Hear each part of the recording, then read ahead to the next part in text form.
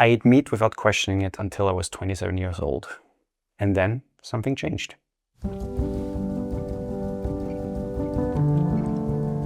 I would say I grew up in a very typical Austrian household where we eaten maybe twice, 3 times a week in the 90s. And it got progressively more the older I got.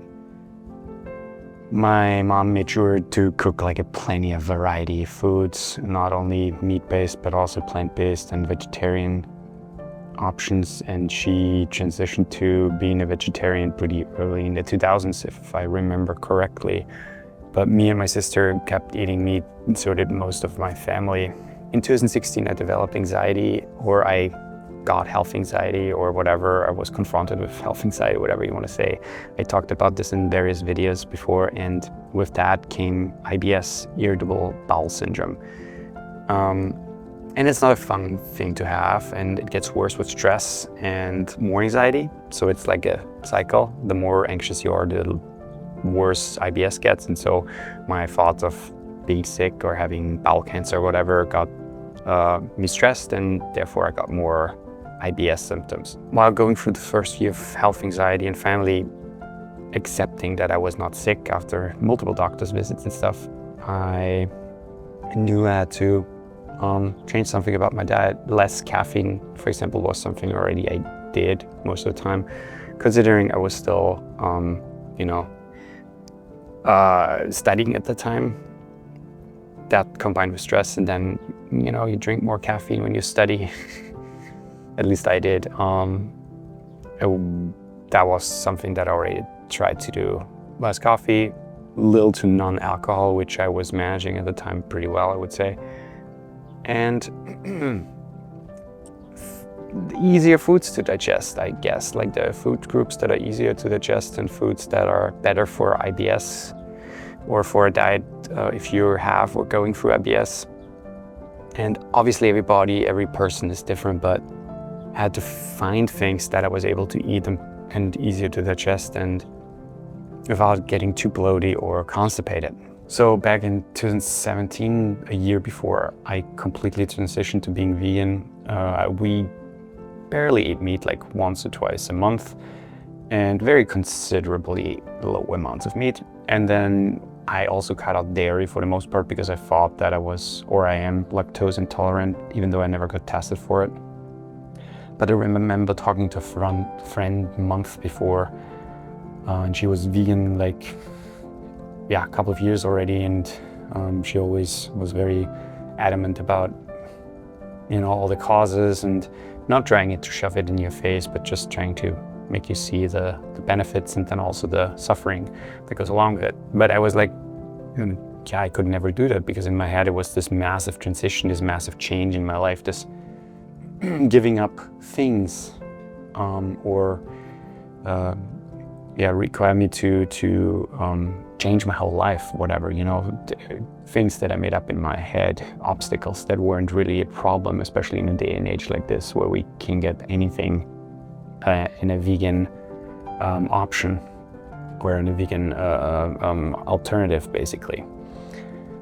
I don't remember the reason, but why I was so set in my comfort zone and beliefs that I seemed impossible, but what changed in May 2018? Nothing, basically. It was a decision based off my health, and it seemed logical at the time because, again, I already cut out most dairy products and we didn't really eat meat that much. And honestly, every time we had meat, I felt awful afterwards. Like my body ached, I had the worst constipation or bloating or other stuff. And so it kind of felt like it was the right decision. And thankfully, my wife joined me. And you've probably heard the saying before, but going vegan was the best decision I've ever made for myself. There's no thing that I could say that is more true than that. There are reasons why I couldn't go back to being a meat eater, multiple reasons, and I'm coming to that, but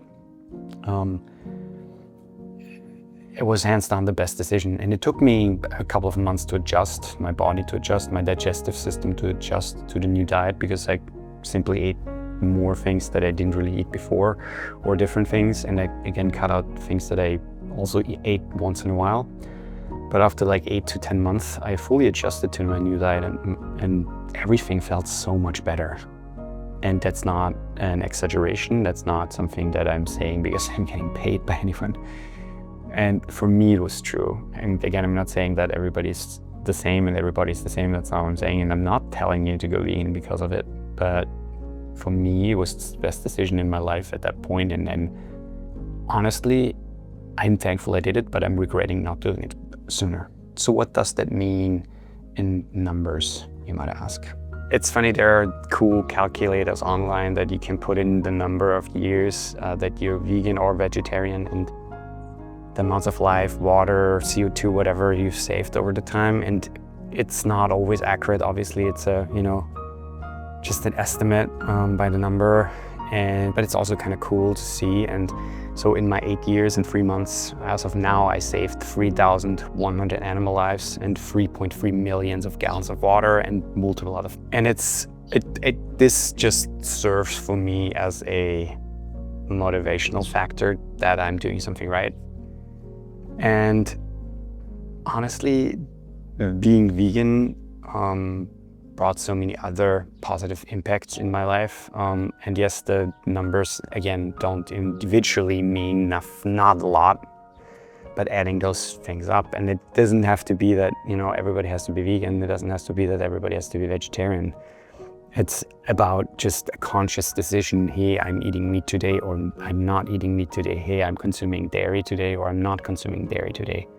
If you would cut that number by half, or if you would do it just every other day compared to every day, that is a significant number that adds up over the year, where you save a lot of water, a lot of CO2, a lot of other stuff. And I'm very proud of those numbers, and I feel like it's talked about a lot, like the meat consumption, especially beef, is the number one driving factor for climate change and global warming because of methane, cow farts, and then also the CO2 use in the overall scale of meat production.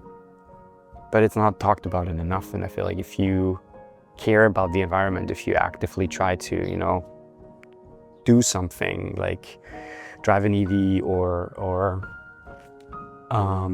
have solar panels on your roof, whatever it is, and not address the elephant in the room being the meat consuming factor, then you're basically swimming against your own current. I simply went vegan not because of the animals or CO2 or even, the whole climate change thing. I simply went vegan because I thought it's the best decision that I could make for my body and my health, and I was right. I did the right thing because I've never felt better. And I have that on numbers even, like I'm doing the blood test every year and I have my numbers and I can see how much better they got after making the transition to being a vegan. And there's the saying, you are what you eat, and if you eat death,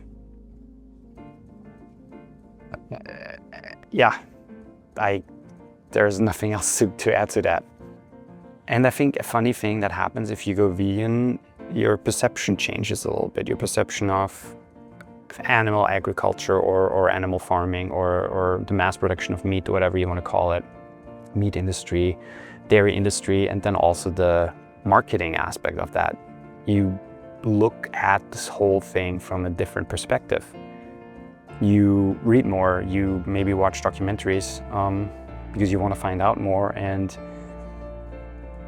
it's pretty harrowing to know how the meat industry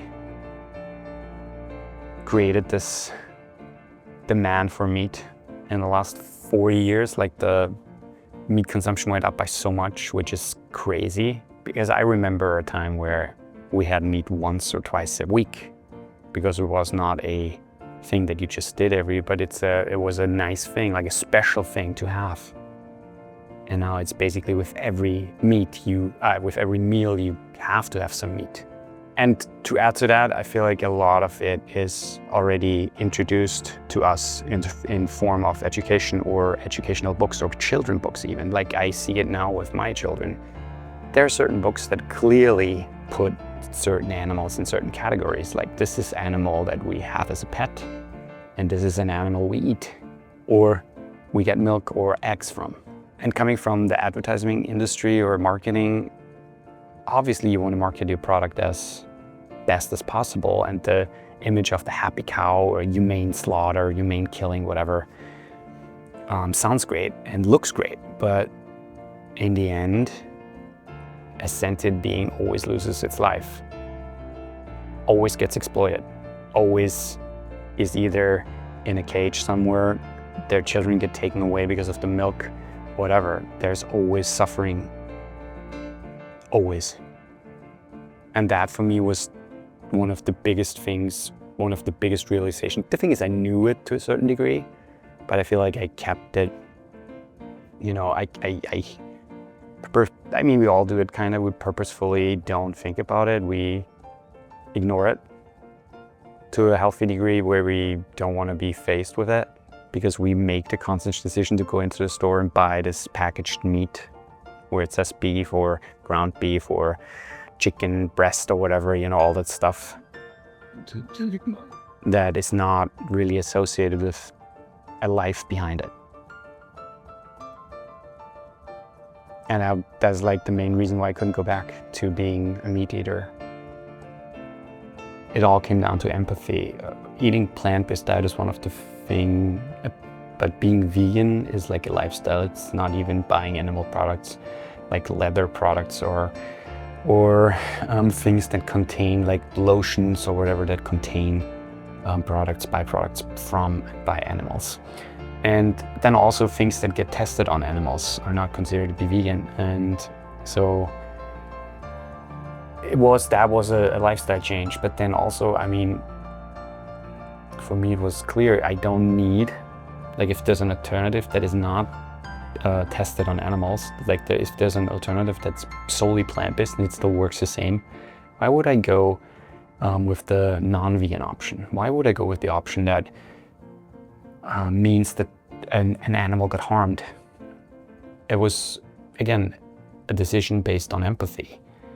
And it didn't really change anything about my life. It just changed the way I looked at certain things and the way I basically decided what to buy and what not to buy. And I know it might sound preachy, but we all know that animals are sentient beings. Like we know that animals feel pain. We know that pigs are much more intelligent than dogs. They feel pain, they feel fearful, they feel happy, and yet one is loved and the other one is being served on a platter. And if you really think about it, why one animal is better or considered to be a pet and the other one is considered to be eaten, or livestock or whatever you want to call it, then it comes down to training, to perception, to certain images, certain norms, certain traditions, or whatever you want to call it, that get hammered into our brains at an early age. I talked about it already, and that's it. That's it. It's a belief system that gets basically hammered into our brain. This is how it is. This is the way we believe it's right, and this is the way we do it. Done. But then I feel like as a human being, I feel like it's our purpose also to question those things that are man-made, to question those things that are normal, traditional, whatever, and say, okay, but does it work the way I want to live my life? Does it fit into my life, into my lifestyle? Do I want to harm animals? Do I want to cause harm?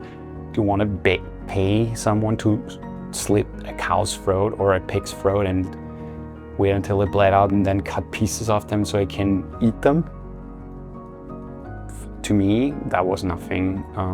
It's not appealing anymore. And one thing that I should mention is, yes, my health, again, got drastically better, not only by feeling better, but I got it by numbers. I got my blood work And it shows not only the year I went vegan, but the years after, how certain things drastically improved. And I could feel it, you know, every time you eat a meal, you don't feel bloated, you don't feel tired, lethargic, and overall my digestion got so much better. And I would argue I am more in tune with my body because of that decision. So if you're still here, thank you for watching, thank you for your time. Please consider subscribing if you like what I do. Please, please, please leave a comment. If you do anything, please leave a comment, because that helps me, the algorithm, and the videos the most. So whatever, if you agree with me, if you don't agree with me, if you want to tell me your story of being vegan or trying vegan or vegetarian, whatever, feel free to comment. I would love to hear your story, your opinion, your side of it. And yeah, that's it. As always, this is probably, again, a very different video from all the other videos I've done. And I very much appreciate you watching. Until next time, bye.